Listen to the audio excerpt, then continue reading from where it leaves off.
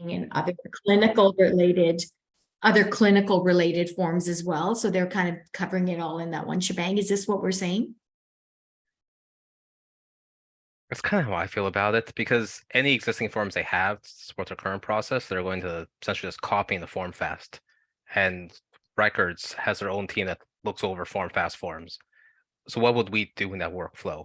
I don't really Okay. understand. Yeah, I agree, Abe. And in the notes, it says site informatics responsible, CST informatics, and additional design teams to support. So I think that's where we would come in if there was any registration Okay, perfect. implications. Yeah. Yeah. And And I'm guys, taking- I I'm taking started notes to as well, record Jackie. this.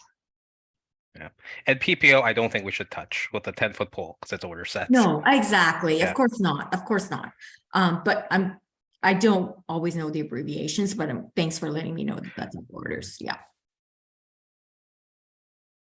Okay, so agreed that are on the forms. It's being done by the site primarily as they collect all the various forms, the site more clinical CISs versus reg sketch CISs. I'm just gonna do this on the desktop because then I can make some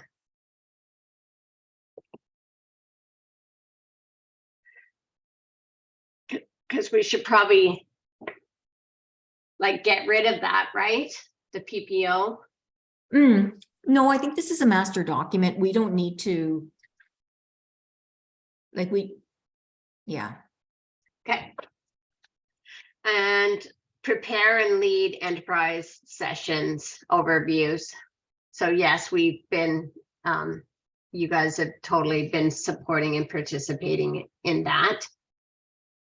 Yes. Follow the design SOP for ambulatory. You guys, what this is saying is you're following the template that the ambulatory team, like scheduling team, already has for pre-design, which the site CIS, I believe, do conduct those, and you guys are just there supporting to make sure the reg sketch makes sense, right? That's what this one here is saying?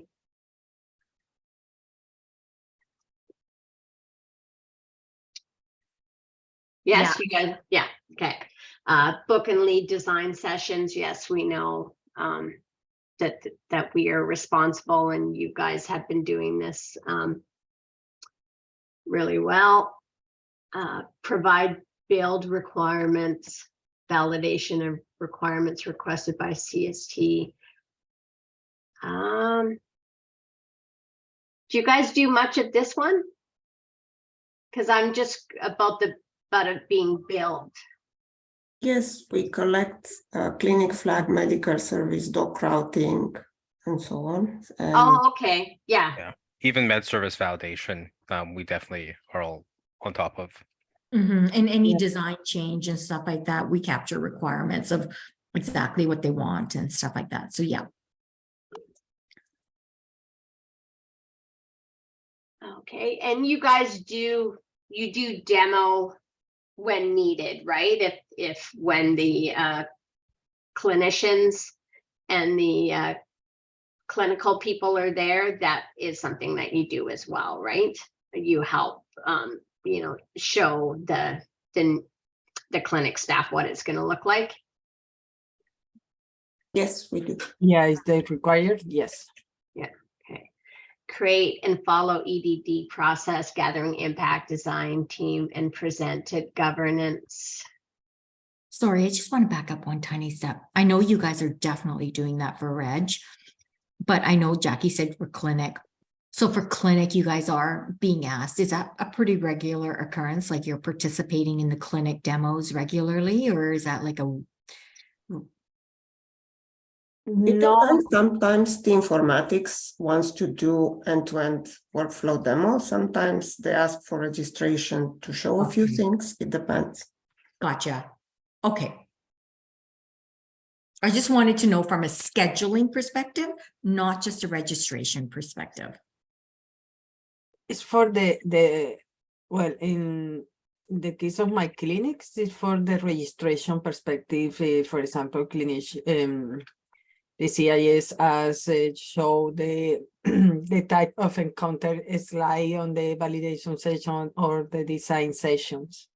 Then what about from a scheduling perspective? Like, are we not doing that from sketch perspective? No, Rarely, because scheduling builders usually do their own demos. They want to Okay. validate the build, and they're usually doing their own demos. If one of them is not available, sure, we can do on their behalf. I've done one, Okay, but it's usually them. gotcha. Thank you. Okay, this one I was a little, we haven't ever presented at governance. Right? Create and follow the EDD process, gather impact design, team site, and present at governance. Karen, we still kind of getting Linda and Ishti to do this at the moment, right? But do you see this changing? Not at this point in time. They're still doing it. When it changes, we'll know. Yeah, agreed. They and Rosween sometimes will do it, and Ishti and Linda will do it. Yeah. A lot of it is enterprise, right? When it is at an enterprise level, then they are doing it. And even if it's not, if it's affecting an exception, that affects, then they will do it. Agreed. Okay. Sorry, just back to the previous one, the demo and validation as required, localized impact. Out of the the scheduling RACI meeting that we had with Linda and Armin, we had notes on there saying ambulatory site informatics scheduling is the scheduling design team for that R. Perfect. Oh, Thank okay. you. And that's what's been, yeah, and as Flo said that they've been doing it. Yeah. Okay, perfect. And then the Visio workflow development, the localized impact. I have we done any of this yet? Or is it the scheduling BAs? What does it say on this one, Angela, from the CST meeting, this line? What line is it? 31? 31. RSDQ and scheduling BA.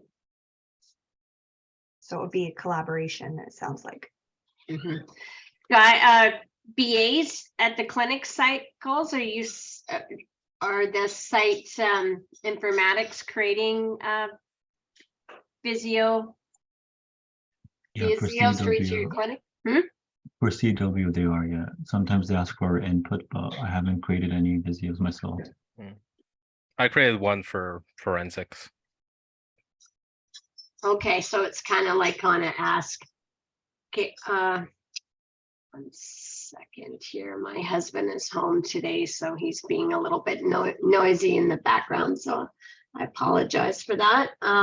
Then the next one is document and the routing. So you guys do for inpatient for sure, but do you do this document and requisition routing for the for scheduling much? Or at all? We are supposed to be doing document routing for the clinics as well. Yeah, Rosween's notes for that line, requirement gathering only under RSDQ. Yeah.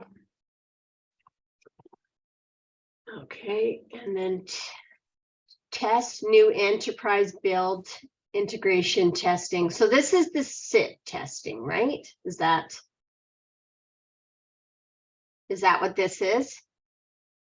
Yes. Okay. Well, there's two. There's the integration testing, and then the SIT testing is right below that, right? So, Yeah, I think first they do like a localized testing of the end-to-end clinics workflow, and then it's an integration of various workflows, say emergency with inpatient, something like that.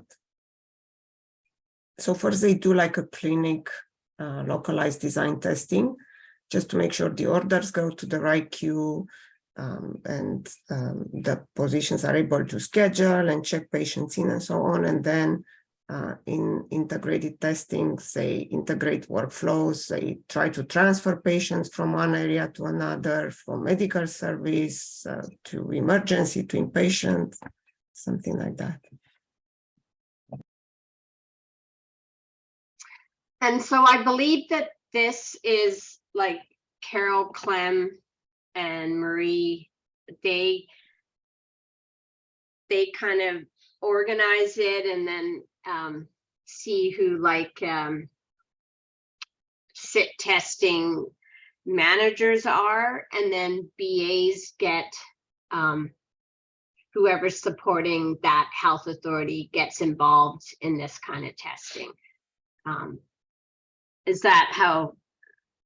I think it's mostly Flo, you and Abe that you guys have been involved in this kind of testing. In the past, how did you guys get reached? Because I know you had told me that you were doing testing, but it wasn't through me, it was somebody else that reached out to you.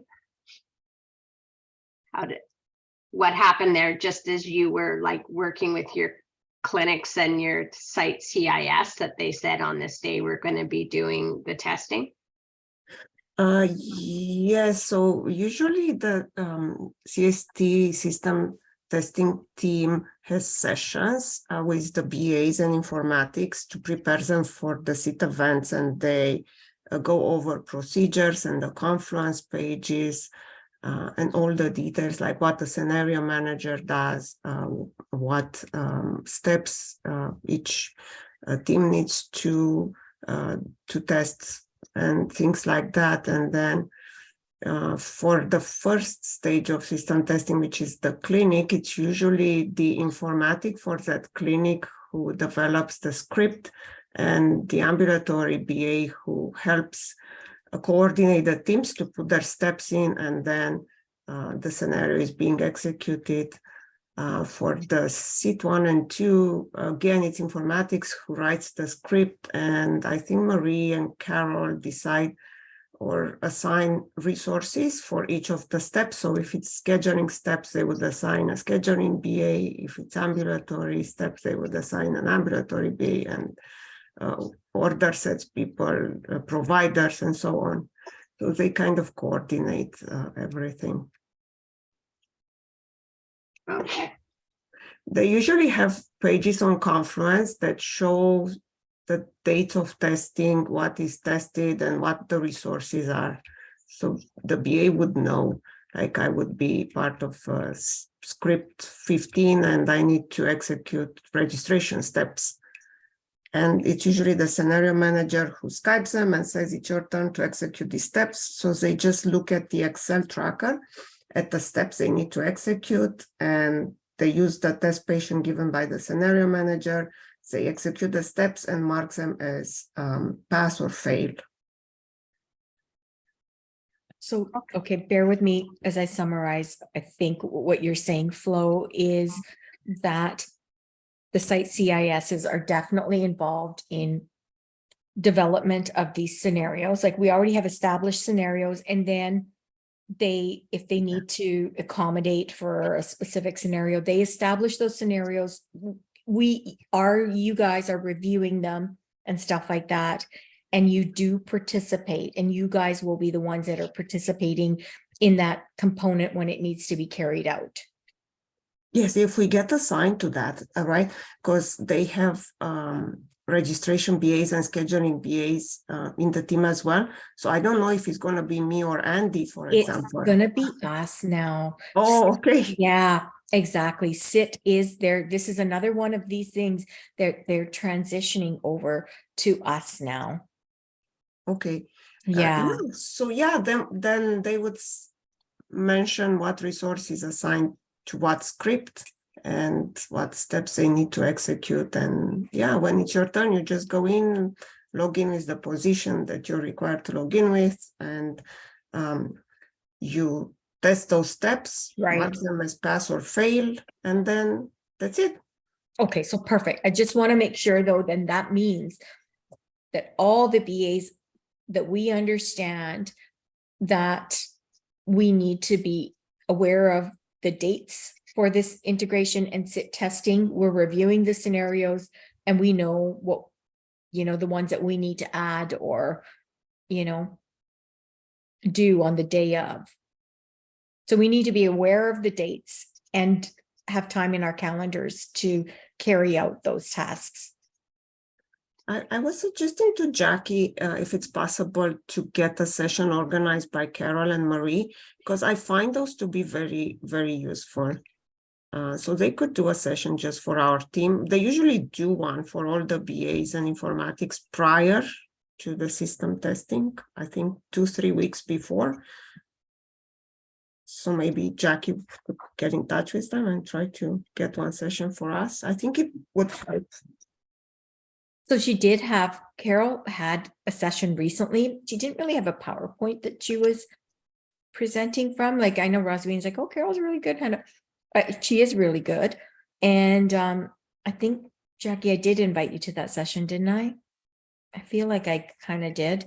But so yeah, we could take that away to see if we need to have a session. But do we really need a session when we know that really it's our role to carry out those scenarios?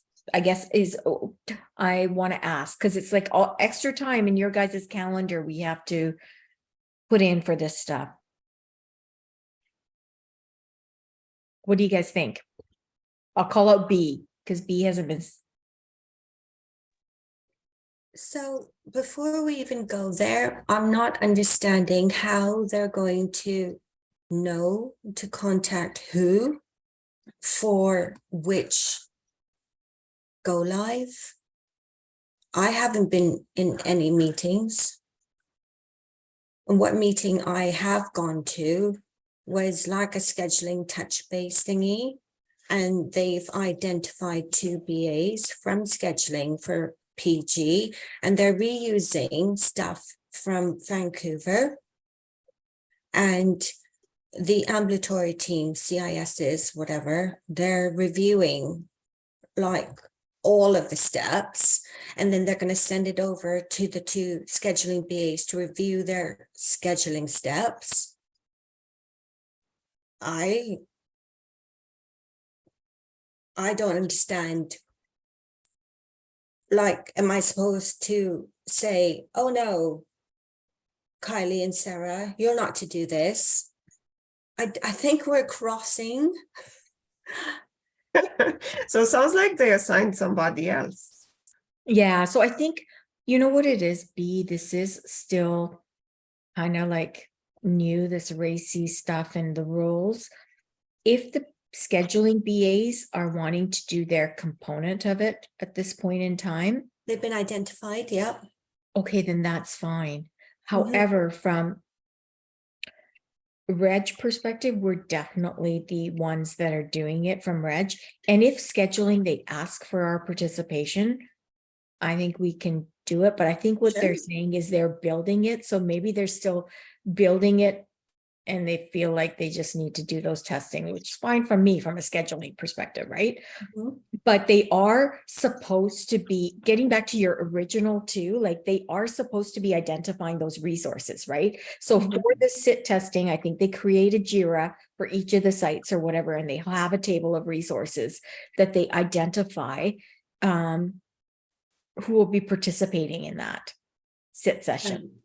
Okay, so if I haven't been identified, then I leave it. I mean, was Rosaline's team involved in sit testing before during all of them psycho go lives?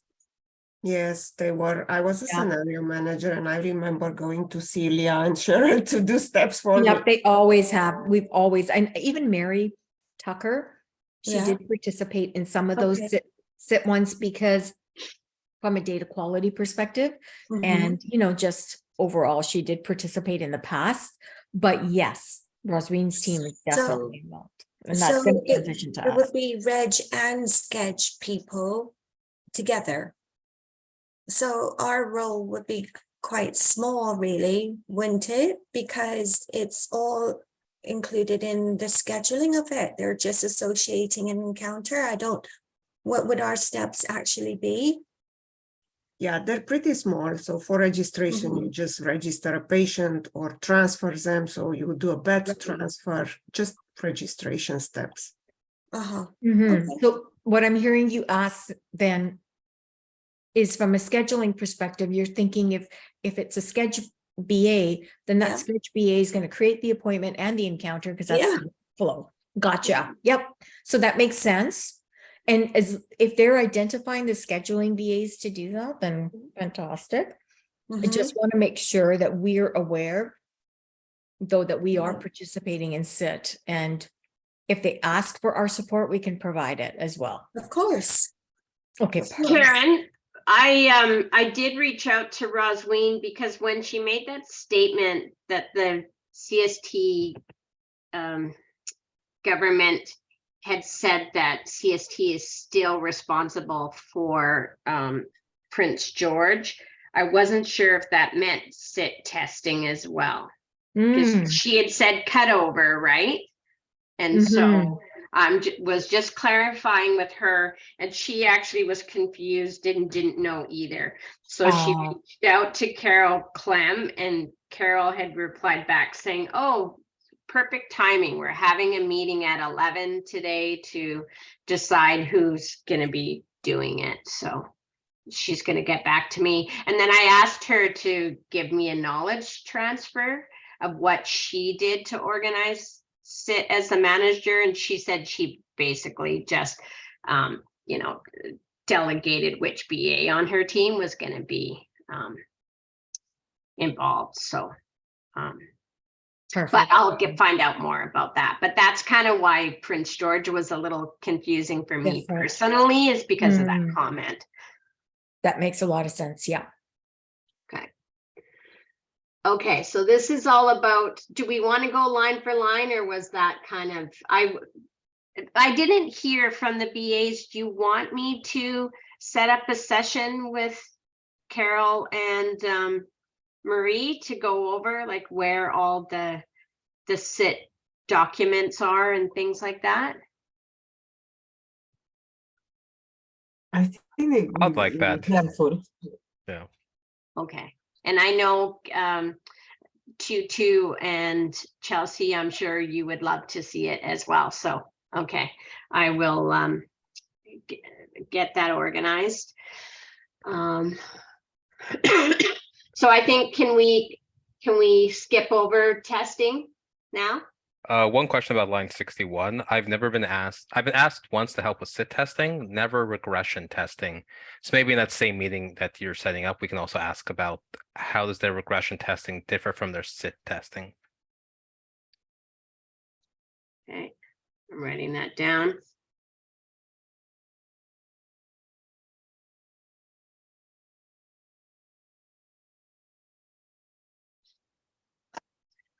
Okay, and then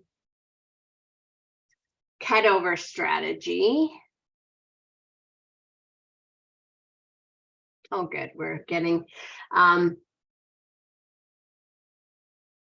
so we are to be involved in that from a registration aspect for the inpatient part. From scheduling, Karen, you've made it very clear, right, that we are not, that it's going to be clinic specific that are going to be doing their own cutover strategy for the ambulatory areas. And we had met earlier with the scheduling team designers, and they're kind of hoping that they're still involved because they have a lot of lessons learned, and they're so that was kind of, I was happy to hear that. Does that make sense to everybody? Like, if you know, Can I jump in here just to add a little bit more, you guys? Okay, so when we talk about cutover, there's registration and then there's scheduling. We know that. Scheduling side of things, I think they talk about the appointment, and then there is the encounter too. So here's the piece just strictly related to scheduling appointments. There can be like thousands of appointments per clinic. You guys know that. It's a pretty big strategy. I have really tried my best to deflect that, to say that it needs to be done, that strategy, the site, so they've agreed. Okay, so let's just say that the site agrees. I didn't even have to say anything, but I did, because I spoke with France and Sid, those guys who are leading it for VCH, right? They're like the senior level. And they agreed that the scheduling appointment preload strategy is going to be clinic-based. And I think with that, scheduling very much hopes that it's a full-on preload, that they don't just decide, okay, we've got 5,000 appointments, we're only going to load 2,000 because it just gets to be a nightmare to manage partial. So they always recommend a full preload. The site organization agrees that that is going to be clinic-based preload. Here's where things get a little complex now when we jump into reg. On the acute side, you guys know that we're going to be doing, you guys already know this and did this very well for Seashelt, doing the acute assessment and stuff, and understanding which, who's going to preload what for what unit, and is, like what are going to be resource requirements, and really just make sure that that the site understands that they're carrying out the function, right? And will participate as needed. At the end, you guys like jumped in all hands to carry out some of those tasks, but really the responsibility of carrying out that cutover really does sit with the site staff, right? The site operational staff. But here's the piece where I'm still like, and I just had a discussion with Rosween last week around the ambulatory encounters. Okay, there is some kind of role that Rosween has played in the past around the ambulatory encounter assessment. And I'm not clear, and I've called that out with her, and I said, this part is not clear with me. And what is our staff role around the ambulatory encounter? And what have you done in the past? So this is still something I need to sleuth out. I have a meeting with Rosween that she scheduled with us, Jackie and myself and Angela. So more to come on the ambulatory encounter and what our role will be around that. Hopefully I summarized that well. Any questions?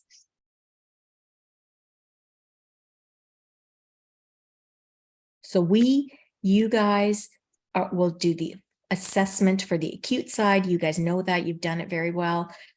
The site is responsible to supply the operational staff for the acute cutover, but we make sure that we're participating in that and assessing and providing all the info. Scheduling, they'll do their appointment preload.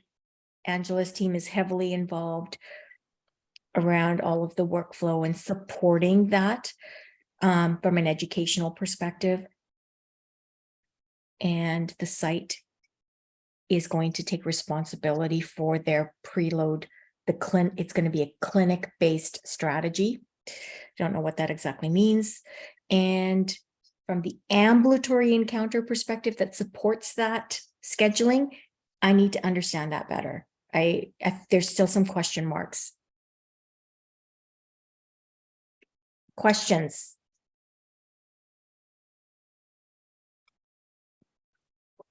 Okie doke. More to follow on that, and hopefully by the end of the week, we'll know more. And Jackie and Angela, you're in that meeting with Rosween. Okay, it's good. Yeah. So yes, so when it gets close to like UBC going live, right? Or I forget, Abraham, do you remember how many weeks before you had to start doing the JIRAs for cutover? And we had to meet with I think there was at least 5 different teams you met with, right? I think it was residential, inpatient, ED, surgery. Is there any others that need a There was a cutover? lot. Yeah. And I remember that Seashell was a little weird because some of the teams like surgery were taking over their cutover, whereas at other sites, Reg would have done it all in the past. So the amount I that we think- actually had to cut over was really small compared to previous sites. Yeah, but I think kind of lesson learned, didn't we learn that we shouldn't have let them because surgery kind of messed theirs up? So Yep. for UBC, don't let the site CISs just say, oh, we're doing our own. Reg does need to get involved because I forgot exactly. There was So- things that they missed and Right. it would have been better if we were involved. Are you talking the assessment itself? Because I want to be really careful when we say that. It's, It was, I think it was the assessment. Yes. yeah, it because was- we yeah. don't actually do the creation. I know you've done it in the past. And, you know, kudos to you guys because you've jumped in, but really and truly, the actual data entry of those encounters is not your responsibility. It is up to you to identify unit, you know, or the mental health is going to have 350 encounters. So mental health needs to put forward, we think that'll be 5 minutes an encounter, 350, blah, blah, blah. It'll be like 6 hours for 4 people, whatever, like you come up with those figures. You come up with the assessment of the resources, site supplies the resources for the doing of that. So I want to be really clear when we use our language, right? Yeah, Around- sorry about that. Yeah. No, that's okay. Yeah. Because I get confused because I know you guys have jumped in the past, right? You have. You've been the doers too, but really that's not your role to be the data entry of those encounters. It's And I not, think it was the assessment. I think they missed maybe like some kind of like pre-encounters or something for certain. There was something that they missed. Not that we were adding it in. They just didn't identify that those type of encounters needed to be cut over is I think what happened. Abraham, I'm not sure if you remember what the issue was. Okay, here. I think it was one of the LTC units where they just flat out didn't do it in time and they were behind schedule. So we jumped in and did it ourselves. yeah. I think And the I- surgery was generally okay. I remember they were kind of heading off on their own, creating their own like info sheet for each encounter for what info they need to capture. And they were just going to go ahead with that. And I had to really stop them and say, let me take a look at it and review it to make sure they actually aren't missing info. Because if you don't really put yourself in there, they will just continue on without any reg input. And I remember there were a couple gaps in the info they were trying to copy over, or they had selected some sort of incorrect default value in CST.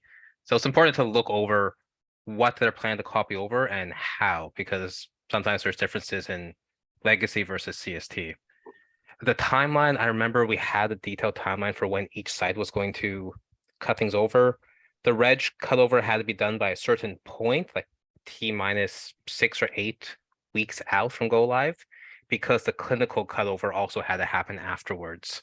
So it was also liaising with all the other teams to figure out what are their requirements, when do they need to start their work, how much time do they need, and ensuring that the registration is done by those deadlines.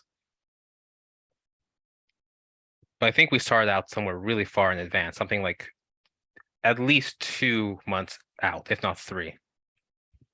In terms of planning and all that, Yeah. or In terms of Yeah. planning, I think the actual cutover had to be complete by latest, I want to say T-6 weeks to go live for the final clinical cutover, for the for sorry, the no, ambulatory clinical cutover. So Yeah, they wanted to cut over things exactly. like documentation, orders, just so that everything's ready to go. yeah, ambulatory cutover begins a lot earlier with the appointment preload. Exactly. But it's also, I'd make sure you're identifying all the deadlines, because like long-term care had one deadline, residential had very different requirements than say surgery for when they wanted to do all their ambulatory work. And then, yeah, getting resources to actually do the cutover was always a struggle as well. Exactly. And I think our role in the ambulatory side is that apparently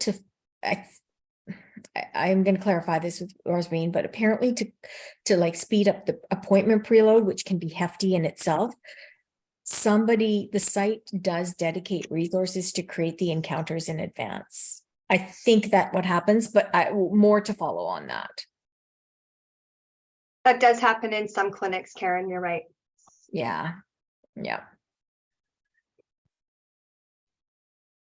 Okay. But I guess, this thing about, we just have to be careful for future state. I know with Seashell, you guys jumped in and you were the doers, but the site really needs to put forward the right amount of people. And you guys need to oversee that instead of being the doers. For Seashell, it was a small site. I hope that we won't run into the same issues with UBC. I mean, you guys made it happen and you had capacity at that point, but you guys were also flat out consequently at that point too, right? Yeah, okay. So Karen, could you help summarize this whole cutover thing for me? Like describe the acute and then describe the ambulatory.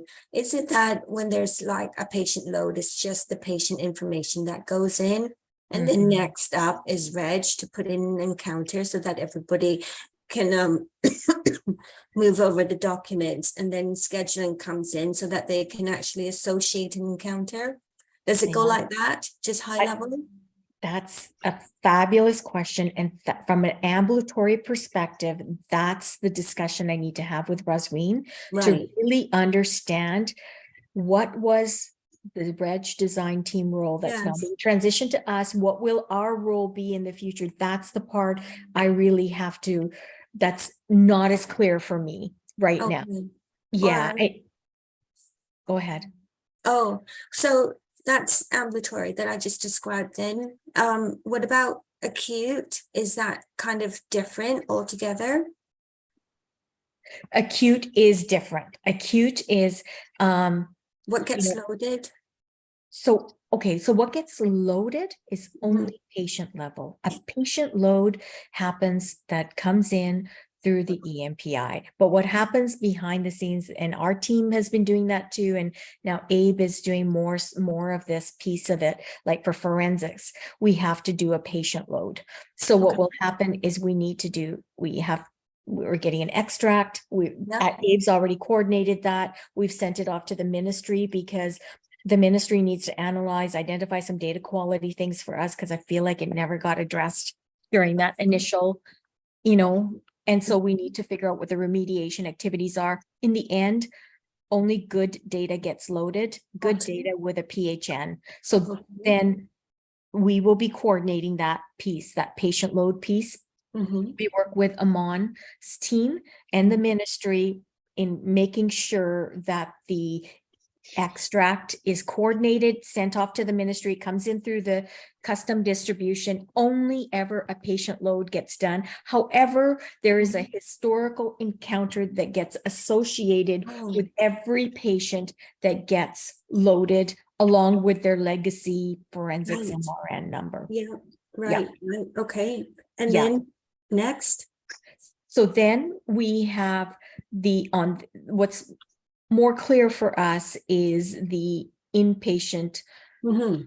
right? On the inpatient side, 2 or 3 months in advance, and discussions are already starting to happen, to be honest, for almost all of these sites around what is cutover activity going to look like. So from UBC perspective, Yeah.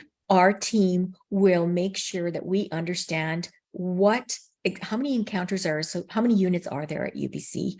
Okay. What is, how many patients on each of the units? We'll kind of figure out how many sites associated with UBC, like from that acute tertiary mental health and residential perspective, right? Mhm. And then we'll assess the overall amount of encounters required. We'll try to divvy it up by residential, by How many, what do you mean by that, Karen? If I was part of that data load, what encounter would you create for me in anticipation for me to get into CST Cerner and be So- active? So if you are, so say there's a patient named B on UBC, one of the units, inpatient units, okay? So Yeah.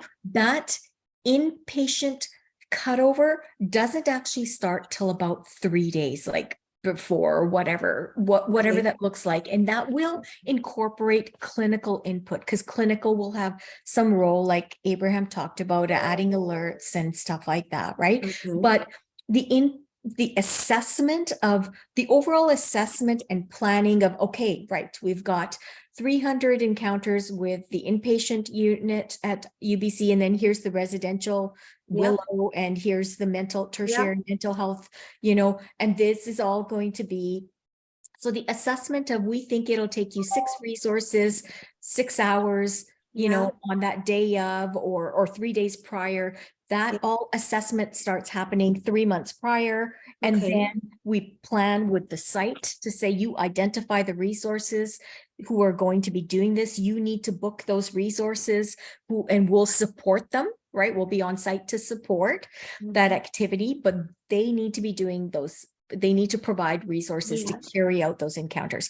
And then, but we recommend and we coordinate, okay, that needs to be done 2 days prior, 3 days, 5 days prior. But all of that coordination activity will be our role from an acute cutover side. Okie doke. So then what needs to be done, like I'm in the system now, I'm part of that data load. So depending on whether I'm an inpatient unit or whether I'm on some residential unit, then the identified clerks who are doing the work will either enter an inpatient encounter for me or a residential encounter for me.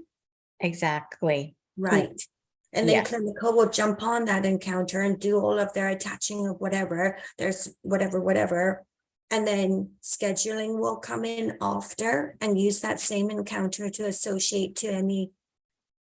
Any Whatever. in-house appointments that they might Yeah. have? Yes. So Yeah. we will plan, and then all of those will be entered in a pre-state, right? We'll have pre-inpatient encounters that'll start happening 3 to 5 days in advance, whatever that looks Okay. like, whatever that day is, 2 to 5 days.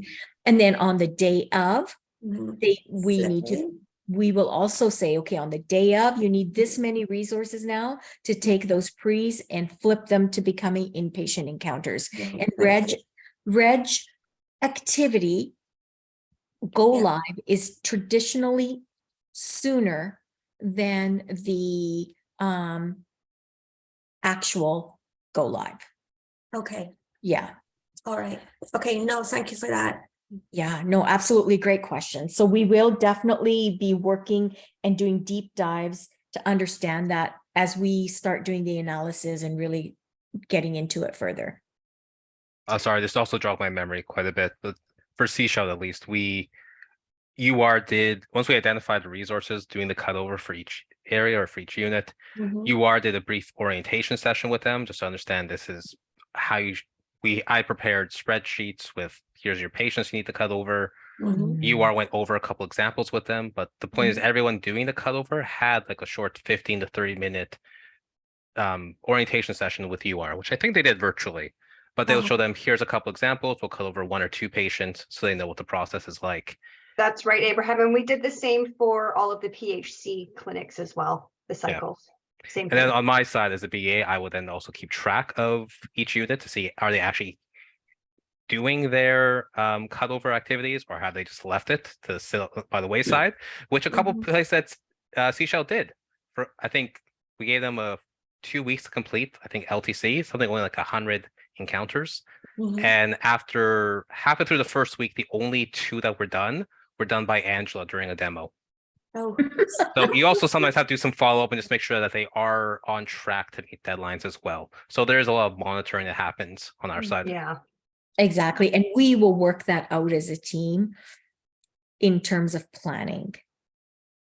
Okay, Yeah, right, okay. that's great information to add. Thank you, Abraham and Angela. Yeah, Okay. okay, thank you. Should Thank we do the last little bit of this at a BA meeting? Are we done or is there more to Yeah, go? I think it wasn't this until 11? Yeah, No, sorry, I meant, yes, you're right. This meeting is till 11, but I was Oh. talking about, is there much more? I thought we were. No, there's just there's so cut over execution, we just talked about that, but what is this 724 testing and validation and prod? And So then we're the- involved with all of the testing. Okay, we've already established some of that, right? So we will be, there is a certain amount of 724 testing, I gather, right? And then we'll be participating in that testing too. Although I understand you guys haven't done that in the past, right? Probably Andy and those guys were doing that, but we'll learn what that actually means, but we will be participating in that. Okay. Cut over execution, automated. I don't know what that actually means. Automated cutover. Angela, did you make any notes on that person, or do we have any notes on what that would let mean? me see, 108. No, no, yeah, What line is it? 111. oh, 111. 111. Let's see. No notes for 111, but 110, RSDQ will not be supporting, CST Reg will be consulting. Nothing for 111. And then 113 says, from a Reg perspective, want to ensure patients are loaded correctly. CST Reg has not been involved in the past. But there's nothing for 111. Okay. So I think, Did 113, CST Reg has never been involved. 113, yeah. For the 724 testing. They've never it's been prob- involved. And we're gonna be involved going forward? I would think we will be involved in the 724 testing, and we just need to figure out what that might look like. I did do that with Jaden for VGH. I'm not sure if that was just like a favor that I was helping Okay, him, but I did spend a whole day validating all those computers and leading a group to do it on the perfect. night before go live. Yeah, it does sit as a reg function in terms of you did the registration type of validation, which is, sorry, what exactly did you validate, Laura? All the 724 computers. And what did that involve? Like what? So we had to open up the Excel or open up the 724 document that's on each computer, make sure Yeah. that works. So you have like a checklist just to go through the list to make sure everything is there in the computer, test the printers. So each computer takes about 3 minutes. Okay, so in then, all the computers. okay, perfect. So maybe that's Laura? Oh, sorry. maybe we can have the UR team continue to provide support in that area. I don't know. We'll have to look at that. Just curious, Laura, when exactly did you do that? Before go live, during go live? That was the night of go live. So I guess Night of go did that live. happen at 12 a.m. because it was like from 3 o'clock onwards, and we had, I think, 8 staff members pulled in to do it as well. So it took about 8 Night hours, I of. think. Okay, right. Okay. All right. Right, and then this legacy system changes.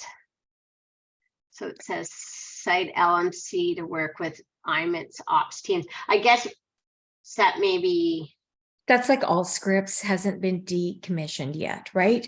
And so I get pulled into those discussions. Don't worry about that too much. No active actions for you required on that. It'll happen post implementation.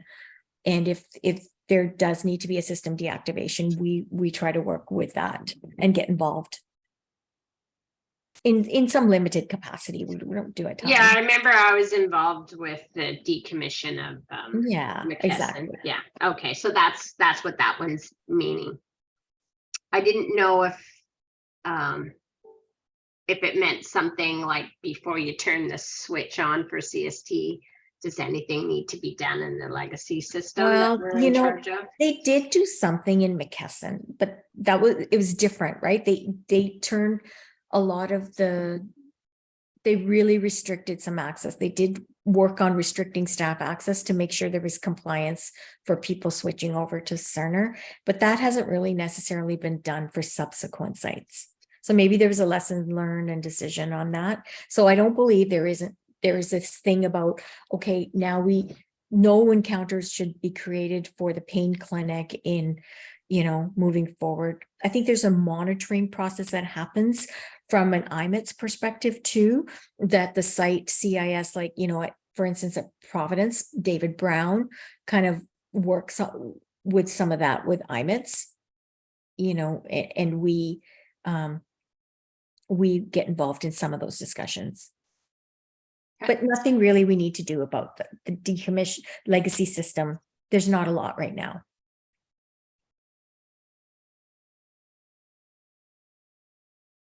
Okay, and the last one, split activation changes in communication and unsplitting changes communication. Site informatics director responsible to connect with the LMC departments. Note that unsplitting changes communication might impact previous live site informatics who would need to be responsible. Do we know what this is meaning? Is that just when they send out the communication that BGH has gone live now, so some of the clinics maybe at like St. Paul's that would do referral could now do it online on CST? Is that just what they're talking about here? So this is really site informatics director at much a higher level. I think in terms of split activation, we covered that a little bit earlier, that we need to understand if the pain clinic has a very close relationship with the respiratory clinic, which I'm sure this is a very bad example, but if one clinic has a very close relationship with another clinic and that other clinic is not in going live at that one point in time, how will they address that split activation relationship? What will be the workflows that they need to do going forward? What can they discontinue? What needs to still happen? What's a manual process? That type of thing. That management, I think the clinical folks, we are involved in establishing those workflows and really making sure that that's educated. Like, I don't think we've done as great. I don't know, maybe not, but do the clerical staff clearly understand what they need to do? Maybe we could improve upon that, and I think that's the piece where we want to make sure those clerical staff really know what they have to do manually or what gets done in Cerner. That's my understanding. In terms of, the communication, they can work with us, but really it's like site informatics director. They're responsible. Okay. So Karen, I have a few questions if we're finished with these rows now. Okay, sure, go. Yep. I'm scared. I'm like, oh no. I know, I hear the dread in your voice. I feel the dread in my body. Anyway, when is CST Reg no longer going to be around? And are they just going to disappear one day? Yeah, excellent question. So CST, okay, so the funding for CST as a whole is there until, I think somebody has said July 2024. Then I heard Sally Turner say in a meeting recently, it was fall 2024. Mid to fall of next year, the CST funding is going away. However, there will still be some sites, Bella Coola, Powell River, some of the other sites that still need to come on board. What is that going to look like? CST might continue in which case it will need to be funded by Bella Coola and Powell River, like, you know, VCH operations, still under VCH, right? VCH will still need to fund them. And if there's certain PHSA sites that needs to still be on board, then, you know, so the actual funding bucket is going to be going away, and then a new bucket needs to be established if they need these guys to continue in what they're doing. And that assessment will start happening towards the end of, or I'm sure they're probably still already discussing all of this stuff, right? So with that though, they have been discussing it. There's an active recognition. Okay, so what does that mean for our CST reg design team or the scheduling design team? What does that mean for Linda and Ishti's role? It's only funded right now, really, for, and like I said, fall or mid of 2024. Who are the permanent staff? Who are the temporary staff? I think there's a commitment from the organization to try to find a position for all of these guys. For the reg team, like Colette already knows and has been having discussions with her team, Rosween. I've had some discussions with her about this too, in terms of, okay, is there an opportunity for Andy's and the Cheryl's and the Celia's? Do they become builders? Is that, and they'll find a permanent position because they're business analysts, right? How many business analysts are required? We've agreed, Colette agrees that business sits with us, technical sits with IMETS. So she still thinks that there might be a BA that they need that is more on the project planning type of activities, right? Not necessarily a business side, but they're IMET's project planning activities. So they might still need a BA working in that type of capacity. However, they need to transition that reg team over, potentially over to IMETS, right? But I do think there is still going to be a role for CST. It still isn't clearly decided.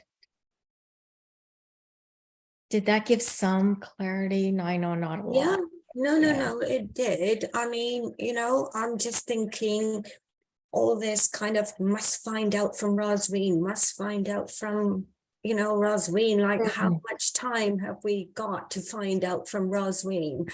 Yeah. And to what extent do we need to find out from CST? Because, and you're saying who's permanent, who's temporary, who's going, who's staying, whatever. Do you know what I mean? Like the likes of Carol and Marie, who Yes. organizes SIT, are they going to be gone? So does that mean that not only is our role going to be what, the doing of the SIT, but also the organizing and the whole process of it as well? Or does that sit with somebody else? So like, what exactly is the scope of this, and to which scope do we need to learn?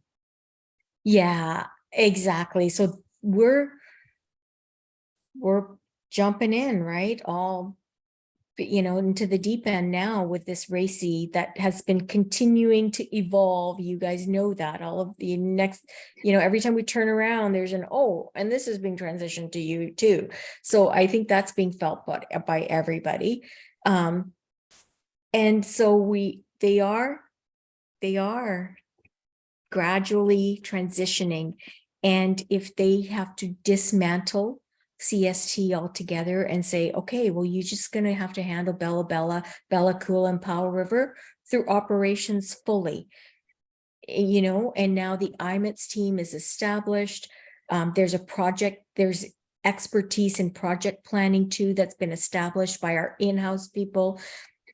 I mean, really, they have decreased a lot of the consultant side of things, right? I don't know, actually, to be honest, when I say that, but they could very well, the CST funding stops summer or fall, and they could just say the rest of the stuff happens through operations, and they've already done a lot of the RACI transitioning out to say, here's technical, here's You know, so really right now, CST is doing a lot of the project management side of things still. That's what they're doing. All of us get pulled into meetings too, right? Scheduling side, they do a lot more, right? But you know, now you guys from the reg side are leading a lot of the registration sessions. Scheduling, not so much, it's still different. It's a different thing. And that'll probably continue with IMETS leading some of that because it's builder led, right? Versus business led. Yeah, I think it's happening now in real time, this transitioning, this RACI document. And then there might be some more additional stuff that comes because it just seems to be evolving. So, you know, it's like that whole thing. Do we, you know, oh, did you guys want to meet up with Carol and understand that whole process? Well, my thing is, do we have to? Are they going to go away? They're not necessarily, okay. So yeah, you bring a really good point. So Because I haven't got the capacity, Karen. My head is exploding. right. Yeah, exactly. So that's why I was kind of careful too. You're right. In terms of like Rosween and, you know, our Celia and those guys, they're not necessarily going away. Like I said, they're still around. They're finding a space for them. They still know they need a registration IMETS manager. They'll need a scheduling IMETS manager. They'll need all the builders like Janet and Martina, and they'll need to expand their team too. Like a lot of what Andy and those guys do, I think they're determining a lot of that is, you know, technical still, right? There is still some question mark about a couple of the staff that sit on the reg design team. Are they're still carrying a bit of a business role versus a technical role. There's definitely like Cheryl's and Celia aren't builders and they haven't really been doing any builder activities. But I think the option is open for them. If they want to be builders, they can be builders and they can stay in with that design team. So when I don't think that those teams, they're not all, Rosween's not going away. She will still sit, but they'll be transitioning some of that into IMETS. They already have identified that, like, you know, they've already let go of a lot of staff, right? I think still 500 people at least, I think 550 at the CST project team, but that's a lot less than what used to be. So they have let a lot of those folks go. And I think they know that a lot of the folks that remain will be IMETS positions. So yeah, certain stuff like testing and stuff like that, it is definitely coming under us, but it's still, IMETS has a role too that they play in the coordination. So it's going to be different hands in the pot. We do need to, what's being transitioned to us, we do need to start taking some of that on and understanding how we do that for each of you guys, like in terms of like, okay, here's the capacity I have. We need to work with each of you guys to figure out, you know, what do we need to drop? I know we're a little bit understaffed. We've got new folks like, you know, Tutu and, you know, Chelsea, sorry, I was looking across, you know, they will be jumping on and there will be more hands in the pot to support. I know you guys are feeling it right now, right? And then hopefully, I don't even want to tell you what else is coming down the pike, but like they're— Go on, Karen, you started. Go. Okay, I started already. So now, because they know that July or mid-fall of next year, CST is collapsing, they want Richmond. They want Richmond up before that. What? Yeah. When? So, exactly. So they're going to be sending out an announcement that they want Richmond to be the kickoff happening. Well, they're already working at Richmond. Informally, Rosa Hart's team has been doing a lot of work, but I think they want to publish an announcement in the next month. I don't know, you know, that Richmond, but we've asked for extra funding that goes with Richmond too. I just want to say that we've asked for extra funding and we better get that ask, because if we don't get that ask, we will be escalating up to Rosa that we're not going to support you. You don't come up with the money, we can't support you. So we will definitely, like, we know you guys are freaking flat out. You're double, triple booked. I know all of you guys are, and you guys are all feeling it, including the leads, myself. We got a lot of stuff. I know it's, yeah. So that is something that I'm concerned about. And I have my next meeting that is to talk about that with Angela and Jackie, which they know this already, and we were going to start talking about what that actually means for us. And the little bit that I know is what I've told you guys. And then I'm doing some extra planning with Jackie and Angela about that shortly. Go live for this year, 2023. It won't be go live of this year, but the kickoff they want to be this year. I Right. know, bang Okay. our head against a brick wall because it's all simultaneous, right? So they recognize that, but they still want it to happen. Richmond's a fairly big site, so they don't want to leave that. They want to fit it in the cycle, but the go live will probably be next year, right? July or whatever that go live date is, but the kickoff date, they want it to happen. The actual kicking off and starting to plan for design sessions and all of that business.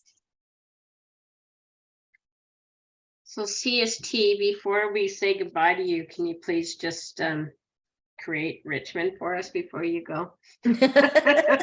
Well, it's still going to be you guys. Yeah, no, I really. know. Yeah, Yeah. yeah. But that's what that's what's Rosa's, we want it to be done. We want Richmond to be up before CST gets, what's that word? Not demolished. Dismantled. Dismantled. Thank you. Exactly. I like demolished better. Wow. Wrecking ball comes in. The surprising thing is, I don't know, did you guys attend the CST All Staff Forum? I don't know how many of you guys had capacity. I just heard a snippet of the recording that I went into yesterday. I was trying to listen to some of it. I didn't hear all of it, but they recognize that across the country and across the province here, that they think that this has been a successful rollout, and it has been a successful rollout. And, we've gathered some expertise, and it's been the biggest. I mean, even for Cerner, it's one of the probably the biggest in North America, this rollout, right? So that's saying something. So they are recognizing, I mean, there's a rocky start to CST, but in the end, they're finishing well, right? And they're accomplishing a lot of the objectives that they needed to accomplish.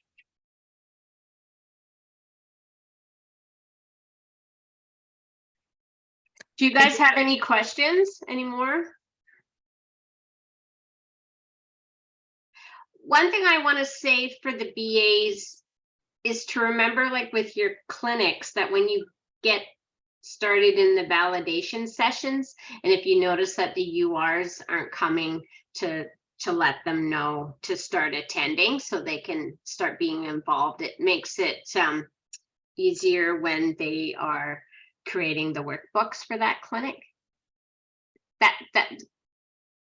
That's what you, Angela, right? That's an ask is for the BA Yeah. team. Yeah. And especially those, I know that there's some clinics that are doing design and validation in the same session, which blows my mind. Mhm. They But all are recorded though, yes, they are all recorded. You're right, Laura. So Yeah. Do you know what? To be honest, anything to do with BC Cancer, they should come from the start. Absolutely, B. I totally agree with you. And you know what? When it's BC Cancer Abbotsford, it shouldn't be me. It should be somebody else. All that knowledge should not be sitting with me alone. Mhm. Yeah. That's a And good I think we point.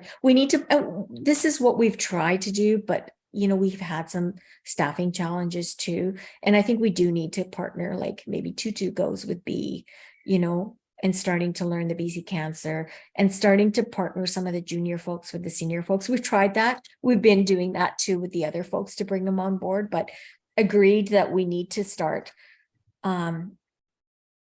spreading that expertise amongst the whole team. which is hard to do when there's only a handful of you guys. but- Yeah, totally. I Yeah. mean, Sarah was with me, sadly. No, she wasn't. Exactly. But, Yeah, that was but, unfortunate. but for BC Cancer though, it wouldn't be good to partner me with anybody at this time because we have very tight deadlines. Yeah. Gotcha. Yeah. Okay. Yeah, So we I gotta haven't, what makes sense. Karen, Chelsea and Tutu have met with a lot of the BAs, but they haven't been going to any of their sessions yet. I talked about it at the last BA meeting, that there's simple clinics that they should invite Tutu and Chelsea to go to. That because maybe the complex ones are just with them being so new, it would be too confusing. Yeah, maybe we can talk about that and you can like get feedback from the BAs too.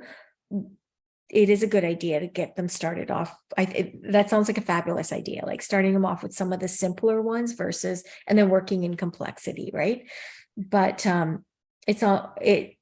unfortunately with you guys, it's usually like you get thrown into the deep end and then you just learn to swim. But Yeah. and you do it very well, like, and very gracefully. Like, look at MC, and she's doing great. And I look at Abe and B and Flo as being a little more senior to our team, right? But yeah. But yeah, you guys, I think you guys have a good handle on what you want to do for the new folks. You've been doing it all along, Jackie. So I kind of trust your instinct on that. Yeah. I know, I forget that MC has only been with us since November. Yeah, right? Like, that's fantastic. Swimming very well, I might add. Doing the backstroke now. Yeah. A little bit hard, but yes. Honestly, MC, if someone told me you were here for a year, I would have believed it. That's how busy the last few months have been, and you've been doing really well. Yeah, Yeah. we appreciate, because you really, you jumped right into the deep end, so. Is there anything else anybody has to ask or say? And I think Sorry. Yeah, and I did hear, sorry, we did hear your message around capacity. I know it's completely on Jackie's radar, and so we are asking for additional resourcing. We got kind of gypped on some of this stuff, and we will start to do some deeper planning with you around that. We don't expect. Like we thank you for your work, and I know you guys have been going above and beyond, and you guys have been flat out. I know you've been putting in extra hours, so that is on our radar.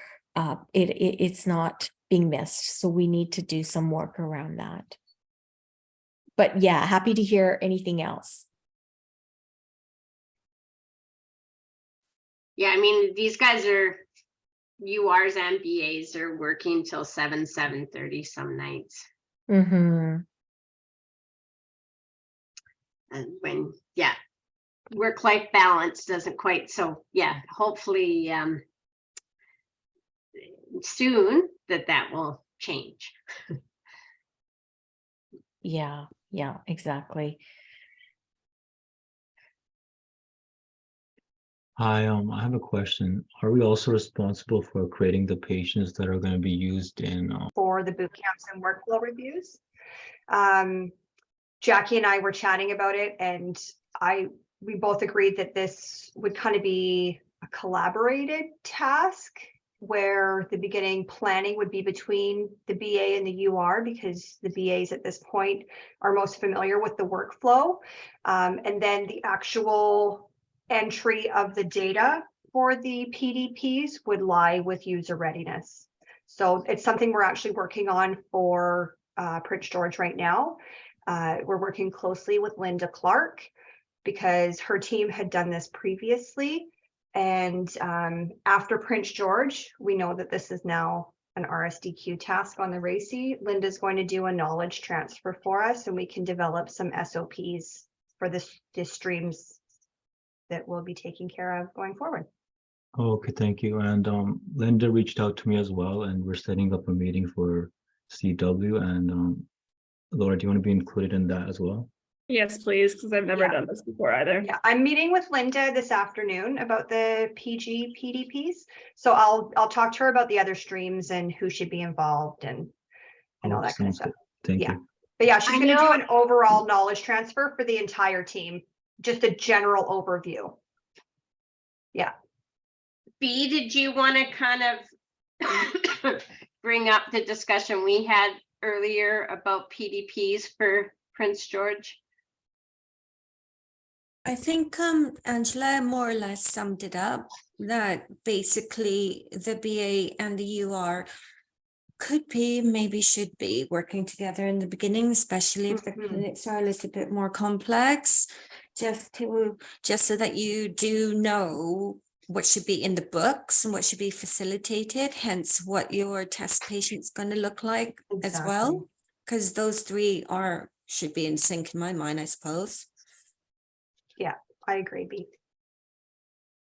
So it's kind of hard, though, you know, Mhm. to declare the PDPs up front when you haven't even actually tackled one Yeah. of your many books yet. Yeah, think and that's the so pain for point that VGs. Linda expressed as well, that part has never made sense, that your patients are created before you've actually created the workbooks. Yeah, but I can see though, for some, like if it's a VGH clinic and it's quite standard, I can see Exactly. that that's kind of all right.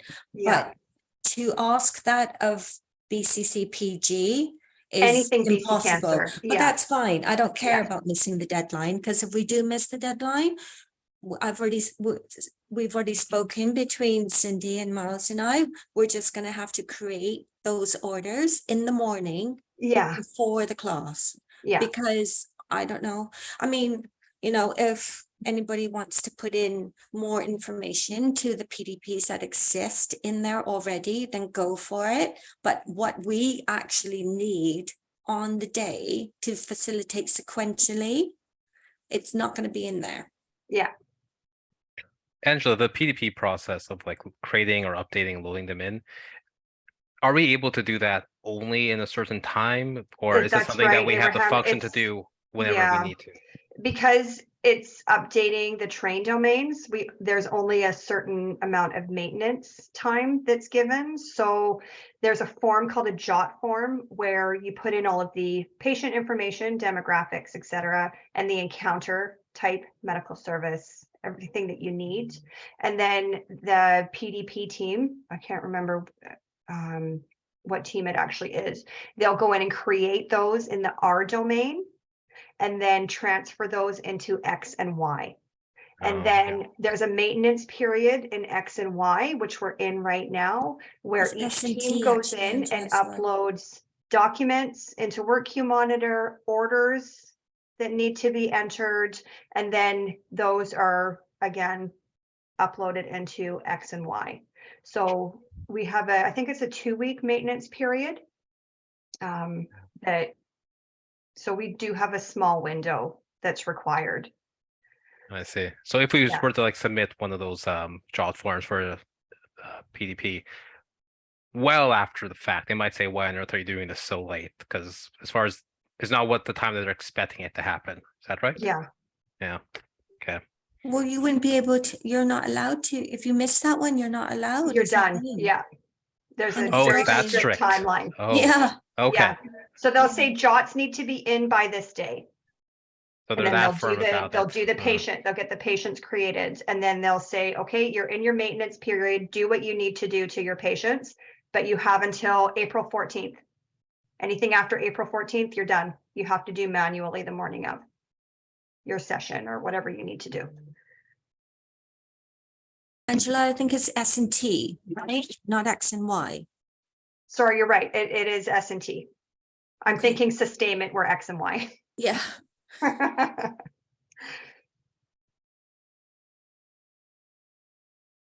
But yeah, more to come on the PDPs from the fabulous Linda.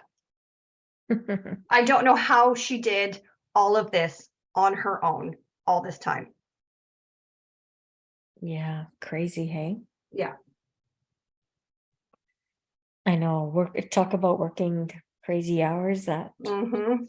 yeah, And now she has no team. It's just her and Ishti. yeah. Insanity. Mhm.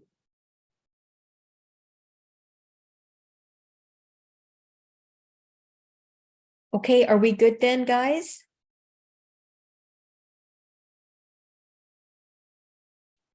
Okay, nice. Thank you. Thanks, everybody. Yeah. Don't Will we hesitate. hop into your meeting, Karen?